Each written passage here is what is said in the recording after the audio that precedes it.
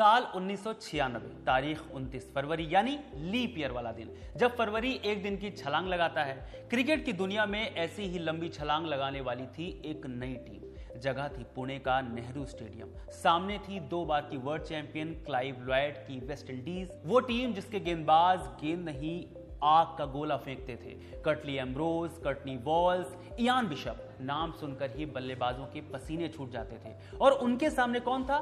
Kenya, एक ऐसी team जो अपना पहला वर्ल्ड कप खेल रही थी। वेस्ट इंडीज के लिए यह मैच एक वार्म अप जैसा था, एक औपचारिकता, और हुआ भी वही जो सबने सोचा था।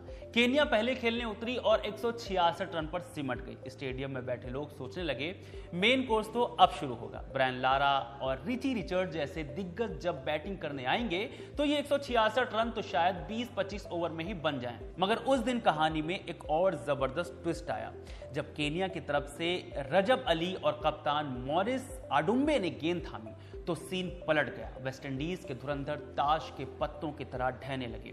कैम्पबेल 4 रन पर बोल्ड, रिचर्डसन 5 रन पर बोल्ड और prince of Trinidad Brian Lara सिर्फ 8 रन बनाकर पवेलियन लौट गए।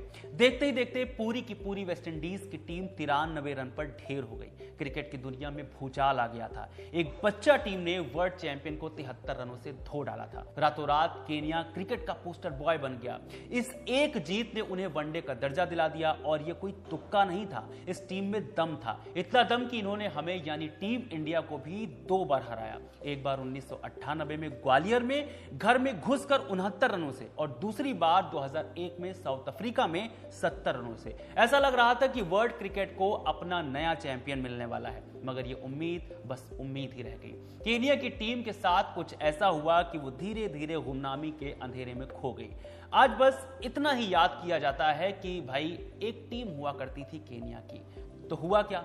कहां गुम हो गई वो टीम जो चैंपियंस को हराने का दम रखती थी? चलिए आज इसी की पूरी कहानी जानते हैं। नमस्कार, मेरा नाम है रविशंकर, आप देख रहे हैं खबरगांव।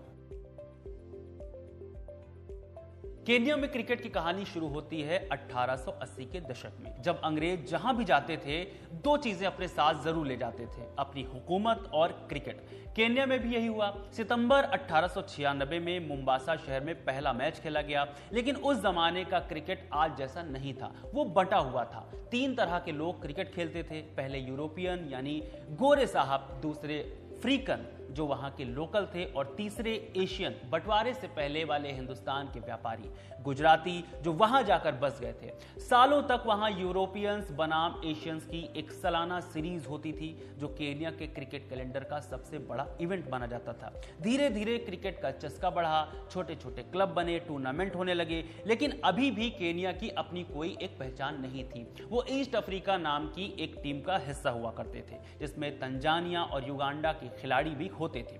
इसी ईस्ट अफ्रीका की टीम ने 1975 के पहले वर्ल्ड कप में हिस्सा लिया था। यह पहली बार था जब दुनिया ने केनिया के खिलाड़ियों को वर्ल्ड स्टेज पर देखा। कब तक कोई किसी और के नाम के सहारे जीता है? 1981 में केनिया ने फैसला किया कि अब बहुत हुआ। उन्होंने आईसीसी में अपनी अलग जगह बनाई। अब वो ईस्ट अफ्रीका नहीं बल्कि केनिया के नाम से खेलने वाले थे। ये ठीक वैसा ही था जैसा हमारे यहाँ पहले बॉम्बे की एक टीम होती थी, फिर महाराष्ट्र और गुजरात की अपनी अपनी टीमें बनी। अलग होने का फैसला तो कर लिया, पर रास्ता आसान नहीं था। पहचान बनाने में, खुद को साबित करने में सालों लग गए और फिर आया वो सुनहरा मौका, 1996 का वर्ल्ड कप। पहली बार केनिया को वनडे स्टेटस मिला और उन्होंने वर्ल्ड कप के लिए क्वालिफाई कर लिया। स्टीव टिकोलो, ये नाम याद रखिएगा, इस कहानी का एक बहुत बड़ा हीरो है ये। टिकोलो ने भारत के खिलाफ अपने पहले ही मैच में 65 रन ठोक दिए और फिर आया वो वेस्ट इंडीज वाला मैच जिसने केनिया को दुनिया की नजरों में ला दिया। वर्ल्ड कप खत्म होने तक केनिया एक ऐसी टीम बन चुकी थी जिसे कोई भी हल्के में लेने की गलती नहीं कर सकता था। 1999 के वर्ल्ड कप में भी केनिया ने बढ़िया खेल दिखाया। स्टीव टिकोलो ने तो गदर ही मचा दिया।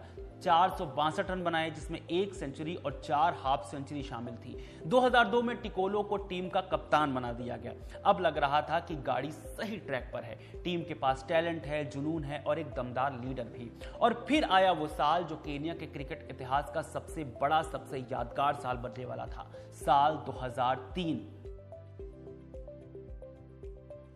साल 2003 वर्ल्ड कप की मेजबानी मिली थी साउथ अफ्रीका और केनिया को। सोचिए, जो टीम कुछ साल पहले तक वर्ल्ड क्रिकेट के नक्शे पर भी नहीं थी, वो अब वर्ल्ड कप की सह मेजबान थी। स्टीव टिकोलो की कप्तानी में केन्या की टीम मैदान पर उतरी और इस बार वो सिर्फ खेलने नहीं बल्कि दुनिया को जीतने के इरादे से आई थी।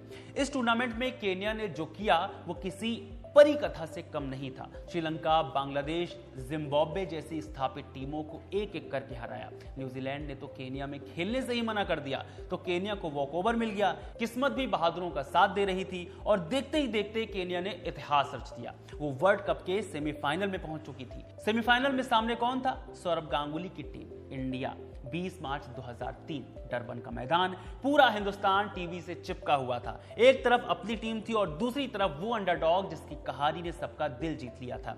भारत ने पहले बैटिंग करते हुए 270 रन बनाए। सचिन तेंदुलकर ने 83 और सौरभ गांगुली ने नाबाद 111 रन जड़े। जवाब में केन्या की टीम 179 रन पर ऑल आउट हो गई। कप्तान स्टीव टिकोलो ने फिर 56 रनों की शानदार पारी खेली, लेकिन वो नाकाफी थी। भारत 91 रनों से मैच जीत गया, मगर उस दिन हार कर भी केन्या की टीम जीत गई थी। वो पहली ऐसी टीम बन गई थी जो टेस्ट खेले बिना वर्ल्ड कप के सेमीफाइनल में पहुंची हो। क्रिकेट के बड़े बड़े दिग्गज कह रहे थे कि अब केन्या को टेस्ट टीम का दर्जा दे देना चाहिए। वेस्टइंडीज के महान गेंदबाज माइकल होल्डिंग ने तो स्टीव टिकोलो से मिलकर कह दिया था, तैयारी कर लो, आईसीसी ने तुम लोगों को अपना टेस्ट नेशन बनाने का मन बना लिया है। लग रहा था कि केन्या के क्रिकेट का सूरज अब कभी नहीं डूबेगा, लेकिन अर्श पर पहुंचने वालों को जमीन पर लाने के लिए अक्सर एक ही गलती काफी होती है। 2003 वर्ल्ड कप की कामयाबी अभी ठीक से सेलिब्रेट भी नहीं हुई थी कि केन्या क्रिकेट पर पहला दाग लगा, और यह दाग बहुत गहरा था। टीम के सबसे अनुभवी खिलाड़ियों में से एक पूर्व कप्तान मॉरिस अडुम्बे पर मैच फिक्सिंग का आरोप लगा। जांच हुई और अडुम्बे को 5 साल के लिए बैन कर दिया गया। इल्जाम था कि उन्होंने एक भारतीय सट्टेबाज जगदीश सोढ़ा से $5000 लेकर एक मैच का नतीजा बदलने की कोशिश की थी। इस एक घटना ने केन्या क्रिकेट की साफ सुथरी छवि पर कालिक पोत दी। ये तो बस शुरुआत थी, असली दीमक तो बोर्ड के अंदर लगा हुआ था। जिन खिलाड़ियों ने देश का नाम रोशन किया था, उन्हें वर्ल्ड कप सेमीफाइनल में पहुंचने का बोनस तक नहीं दिया गया। स्टीव टिकोलो ने बाद में बताया कि हर खिलाड़ी के लगभग $4000 बकाया थे। नतीजा, हीरो बन चुके खिलाड़ियों की जेबें खाली थी। पैसों के लिए उन्होंने 2004 में 6 महीने लंबी हड़ताल कर दी। एक तरफ खिलाड़ी अपने हक के लिए लड़ रहे थे और दूसरी तरफ बोर्ड में बैठे अधिकारी खेल नहीं, अपना खेल खेल रहे थे।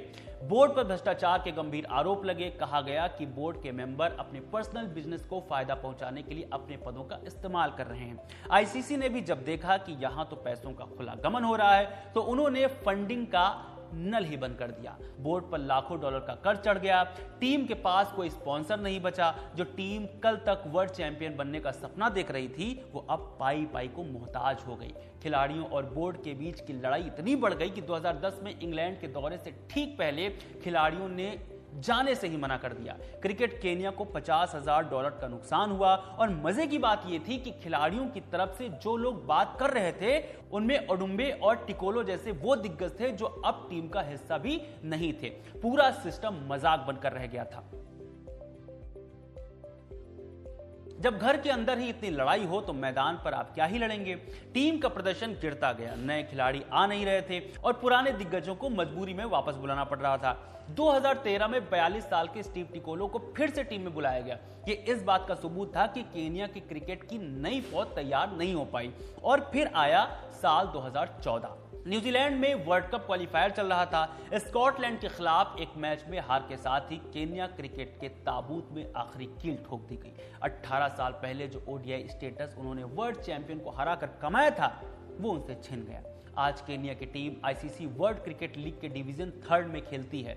नेपाल और तंजानिया जैसी टीमें अब उन्हें हरा देती हैं। केन्या क्रिकेट बोर्ड को भ्रष्टाचार के चलते सरकार भंग कर चुकी है। पूर्व कप्तान आसिफ करीम के मुताबिक बोर्ड पर आज भी $1,80,000 से ज्यादा का कर्जा है। एक शानदार कहानी का इतना दुखद अंत। ये कहानी सिर्फ केन्या क्रिकेट के पतन की नहीं है, ये कहानी इस बात की भी है कि टैलेंट को अगर सही मैनेजमेंट और ईमानदार सिस्टम का साथ ना मिले तो वो कैसे अर्श से फर्श पर आ जाता है। उम्मीद है कि एक दिन कोई फिर टिकोलो, कोई अडुम्बे आएगा और केन्या की इस भूली बिसरी कहानी को दोबारा जिंदा करेगा। केन्या क्रिकेट को आप कैसे देखते हैं, या फिर जो चीजें हमने बताई इसके अलावा इनके डाउनफॉल को आप कैसे देखते हैं, हमें कमेंट करके जरूर बताइएगा। बहुत शुक्रिया।